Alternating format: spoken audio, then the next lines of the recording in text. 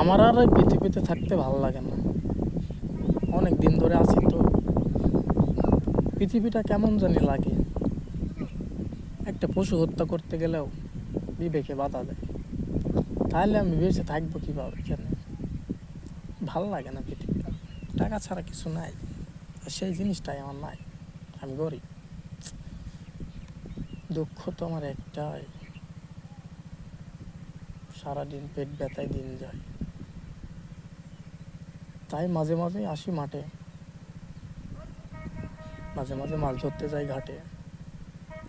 এই জীবন চলছে, কতদিন বাঁচবো ঠিক নেই। কবে রাস্তায় গাড়ির চাপাই ধুলো হয়ে যাব।